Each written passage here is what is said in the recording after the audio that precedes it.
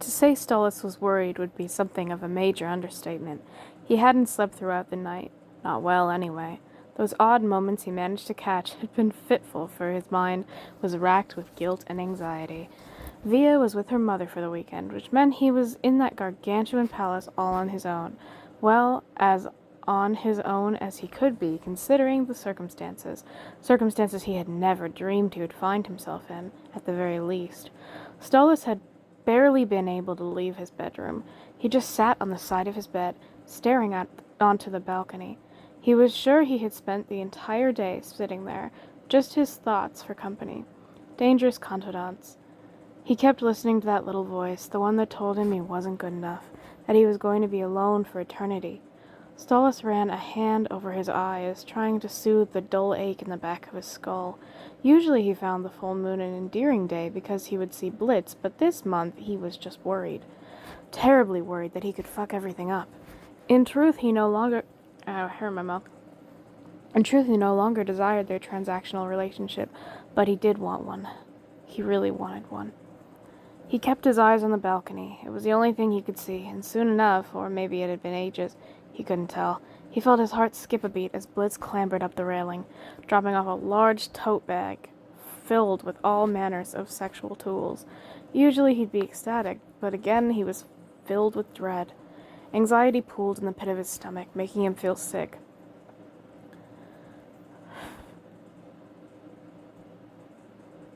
I can't. I've only seen the episode twice. There's no way I could do the impressions of, like, exactly how the lines sounded. Anyway. Hey, Stolitz. Blitzo put... Fuck, I just dead named Blitz. It's like 12 o'clock. Blitz put his hands on his knees, trying to catch his breath. Fuck me, that climb never gets easier. You can come through the front door, Stolitz said with a soft laugh. I really don't mind. Yeah, well, Blitzo shrugged. Figured you'd be into sexy spy foreplay. Stolitz smirked a little, shaking his head. Do you have my book, Blitz? Blitzo looked him up and down, then rummaged around in the bag, pulling the grimoire out. In confusion, he furrowed his eyebrows. Of course, I never forget it. He handed the book to Stolitz, his heart hammering inside. Stolitz seemed off. He couldn't quite place it, but it made him concerned. Panic rose through his body. He could feel his tail curling around his ankles. Listen, I know it's been a bit since we've done this, but you know I'm good for it. Blitzo's voice trembled a little. I'll do whatever you want. I can do better. Blitz, Stolitz's voice was soft. He pulled himself off his bed and slowly approached Blitz, gently cupping his face. Don't worry. You don't need my grimoire anymore. Huh? Blitz tilted his head to the side, watching closely as Stolitz levitated a flat box over to them. Blitz recognized the sigil on the top. It was Asmodeus's sigil. He didn't understand what was going on. Stolitz took one of Blitz's hands, placing the box in it. This is an Asmodean crystal. It will grant you access to the human realm, legally. No laws broken. No risk, no worry. Why are you giving me this? Stolitz took a breath, nervous because he was struggling to reach the emotion on Blitz's face. Blitz, I know what we have is cruel, this transactional thing. It just isn't right. Hasn't been for a while. I'm hurting you. Constantly. And it pains me. No, it kills me. Stolitz looked away, ashamed of himself. I care for you far too much. With this crystal, we no longer need to be forced to give each other what we want. You are free of me, if that is what you wish. I want you to stay with me, but only if you want to. I do not wish to cause you more pain than I already have.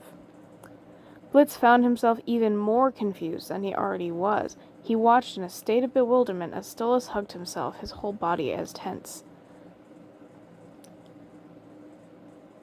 You care for me?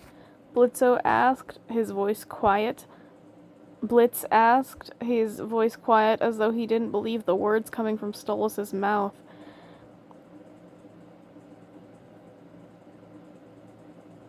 Is this Stolitz talking? Okay. That night at Ozzy's, I wasn't ashamed of you. I was embarrassed about myself. The pain I kept causing people, Stella, Via, you. I couldn't stand what I'd become. And when you thought I just wanted you for sex, I realized just how fucking selfish I had been. You're not the one who's been selfish, Blitzo sighed. I keep dead naming him because it's written strange. Blitz sighed, scratching the back of his neck with his hand. I do a lot of placing blame on people, but I'm just as bad, just as needing the blame for this whole mess we're in. I used you. I use you. The fact you remembered me from one day when we were kids still blows my mind, honestly. How could I forget you? Stolitz laughed softly. He turned around and looked at Blitz, tears rolling down his cheeks. I shan't ask you for forgiveness because I do not deserve it. You haven't done anything bad, Stolitz. Blitzo put the crystal away, putting it on the edge of the bed. He fumbled with his hands, eyes looking back up to Stolitz. Stolitz swallowed hard. Yes, he had confessed his feelings, but he wasn't done. He had something else he needed to tell Blitz, something very important. Now, I will understand if you never wish to see me again, if you feel overwhelmed. Well, you just thrown your heart at my face, Blitz laughed nervously. What else you got? I'm sure it's nothing. Or, something bad that isn't too bad, Stolitz admired the way that Blitz was actually being calm, eager to listen rather than rushing in like he usually does. Well, fuck, why? Stolitz grunted in frustration. Fuck, why is this so hard to say? Stolitz, what? Stolitz closed his eyes, turning away a little. I'm pregnant, Blitz. A deafening silence echoed around the chamber, and Stolitz could actually hear his heart beating. He slowly opened his eyes and turned to look at Blitz, and while he wasn't angry, Stolitz couldn't tell what he was feeling. You're serious, aren't you? Blitz hadn't blinked. Stolitz looked sheepish, but he nodded. How? Stolitz wasn't too sure himself. He didn't know it was possible. Like I said, Stolitz cleared his throat. I understand if you don't wish to be involved. I do. Hold on, let me just... Blitz held his hand up. He wasn't angry or even upset about this. It takes two to tango, after all. How long? It must have been 3 months more since we... It's definitely yours, Stolitz reassured. You're the only one I've been with. Blitz puts his hand to his mouth, eyes scattering as he took in this new information. Okay, you're pregnant. Okay, not the weirdest thing to hear. And you care about me. Okay, that's... To be honest, I thought it would go away, as it were. Stolitz sighed, putting his hands in front of him. But no, it's really there. Who knows? Stolitz shook his head. Just Belfgor, no one else. Holy shit. Blitz let out a little laugh. This is really something, huh? Stolitz couldn't help but smile, cheeks going pink. You're not upset? Fuck no. Blitz came towards Stolitz, looking at his middle, and yes, it wasn't overtly noticeable, but Blitz knew his body, and he knew it well. Stolitz took a hold of his hand, placing it over his vest, and Blitz gasped a little, in excitement possibly.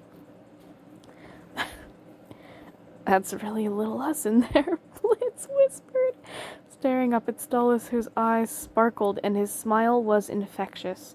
Stolitz wasn't quite sure what this little venture had in store, but what he did know was that he wasn't going to be alone, and that was the best thing in hell.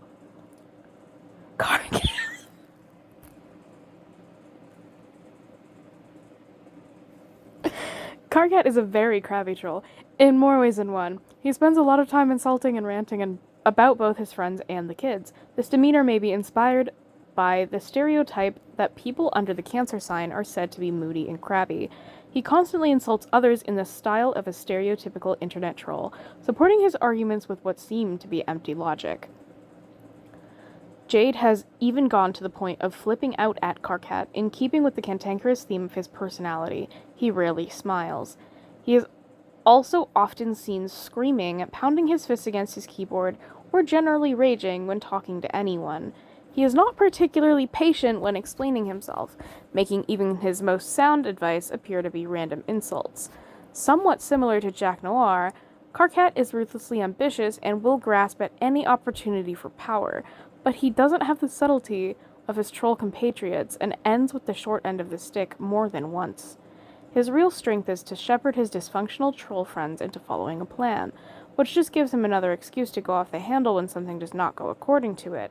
Despite his arrogant and volatile behavior, he proves to be a somewhat effective leader of the 12 trolls. This is acknowledged by some of the trolls, including Vriska. Perhaps in relevance to his blood aspect, Karkat studies relationships as an avid admirer of troll romance novels and rom-coms.